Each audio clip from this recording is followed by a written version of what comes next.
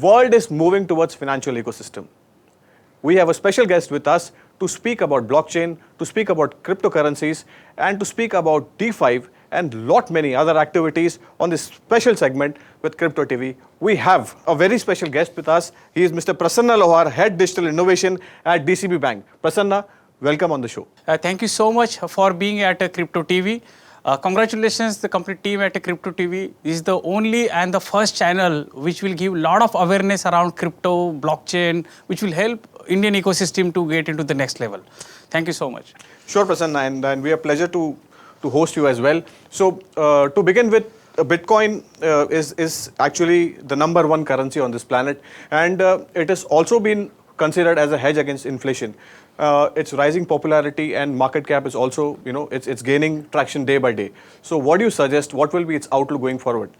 I think I do agree. If you look at overall cryptocurrencies ecosystem, there are 6,000 plus cryptocurrencies in year 2021. Yeah. But you look at Bitcoin since its inception since 2009, the way it is happening in this year, 3 times Bitcoin has surpassed $50,000, right? Sure. And it has surpassed 64,000 also.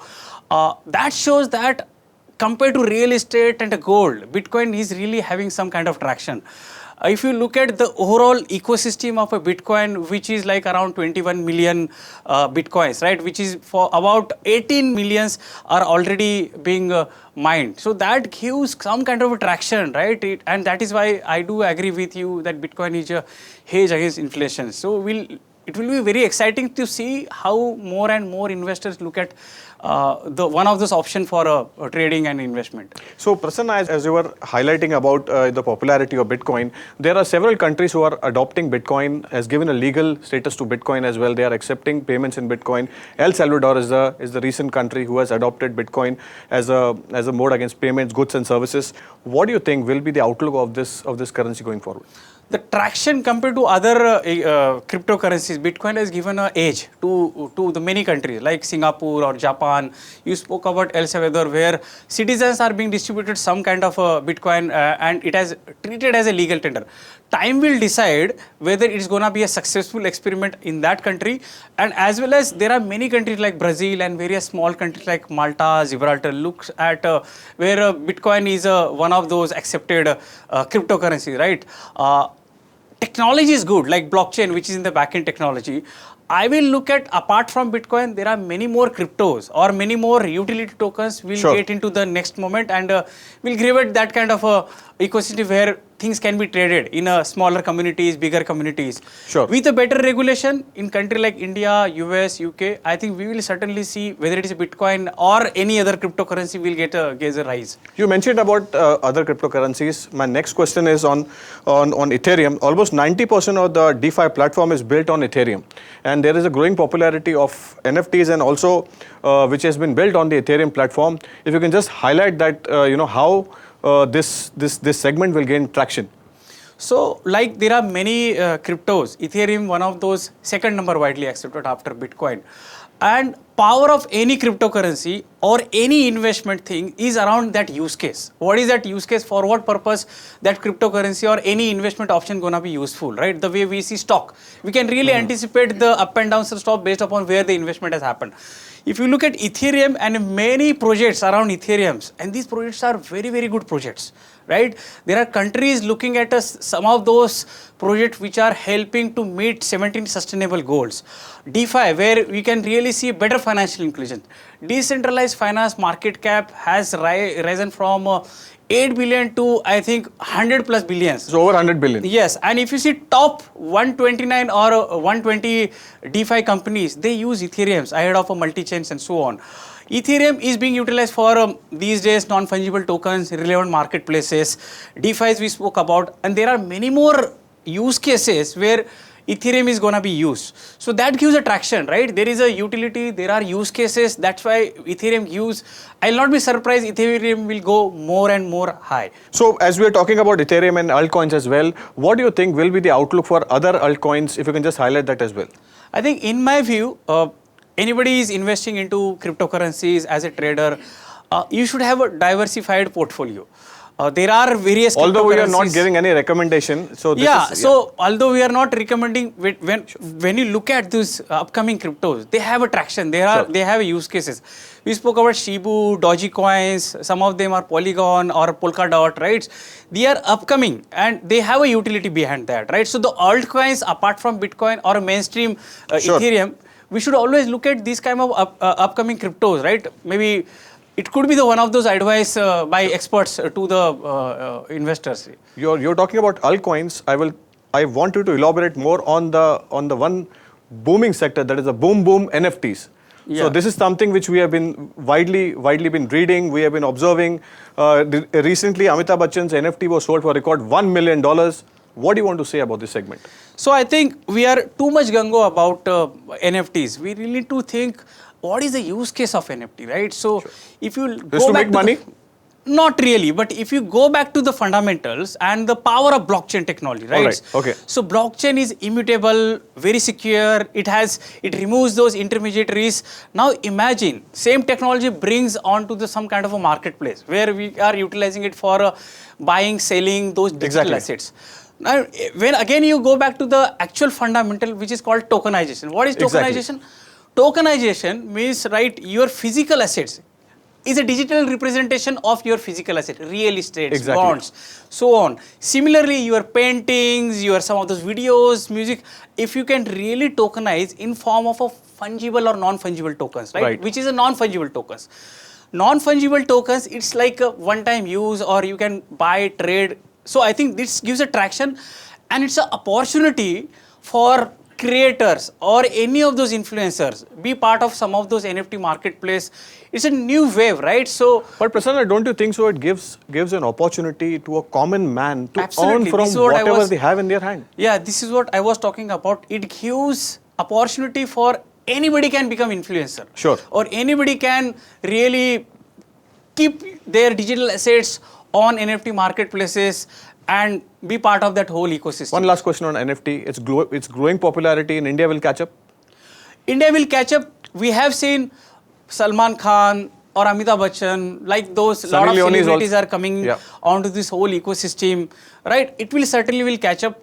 If you look at global market of NFTs, right? So there are real use cases. Say example in banking, right? So fungible tokens, it can become on the bonds, right? So Sure. where a bank deals with, right? Fantastic. Yeah. So as you have already mentioned about fungible tokens and you have mentioned about banks as well. So my next question will be on banks are under a broader concern about transaction fees. When you're talking about cryptocurrencies, they don't require any bank. They just require a wallet to do your transactions. And are banks losing on their transaction fees? And what will be the outlook for banks going forward? So this is very, very important question. And again, I go back to the fundamentals. Banks are regulated entities supported by government. That's the more power to the bank, right? And bank knows how to really operate a bank. So if you get into banking and understand how banking works, it's very tedious, very complex. And if you look at the overall banking system, it is not one bank. Sure. It is a banking system which help each other, collaborate each other. And say example of India, right?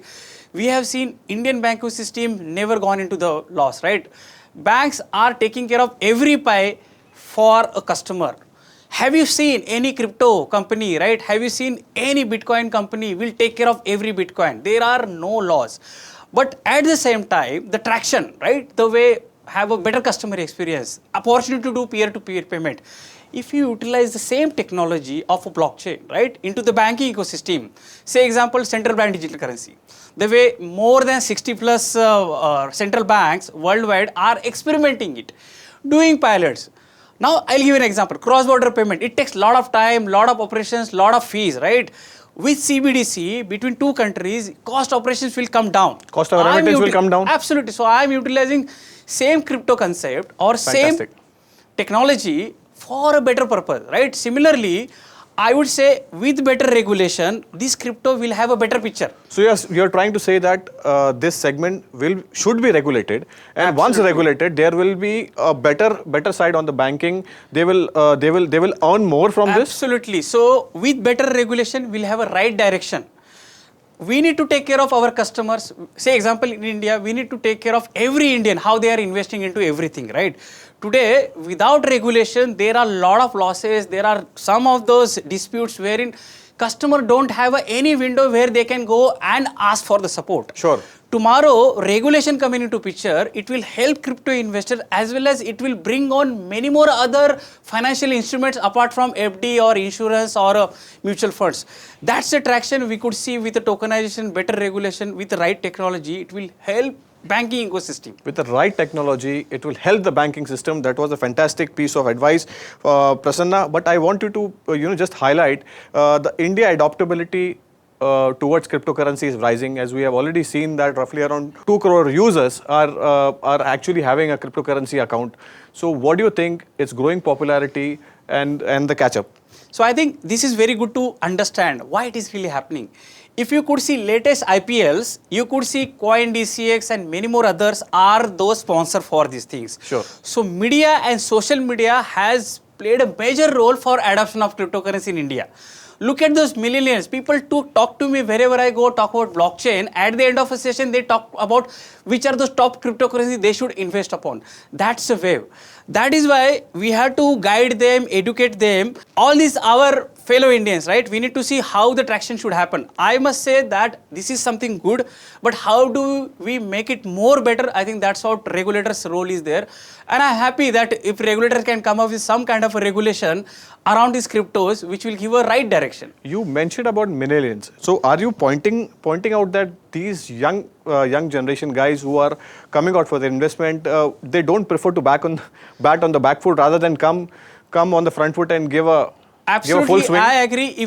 If you and me ask some of those 10 young guys, they will prefer to invest into crypto ahead of a mutual fund or any other financial instrument right now. That is why it's very, very important to come up immediate regulations so that Sure. investment happen in the right direction. Thank you, sir. That's how we have to take care of the overall traction. Now look at JP Morgans Sure. or Citibanks, right, or HSBCs. They are utilizing blockchain or crypto in the right use cases, right? So bonds, or there are many more cross-border payments. They are implementing. They are part of those POCs and pilots. Now, if you amalgam blockchain, crypto, and various use cases, cross-border, trade finance, there are liquidation of assets, banking will see much more easy banking with this kind of a technology where Sure. we'll have a lot of transparency, traceability. I think we should look at that kind of aspect. And India has a power with lot of things we already done on Aadhaar or UPI or account aggregator. We can build better robust architecture for blockchain and the crypto on top of this. So that's it, Prasanna. You spoke well about altcoins, you spoke about cryptocurrencies, DeFi, and you gave a very good perspective about banks and how they should be early adopter of this technology so that they can benefit from this wave. Thank you so much, Crypto TV, for inviting me here today. Thank you. Thanks a lot. Yeah.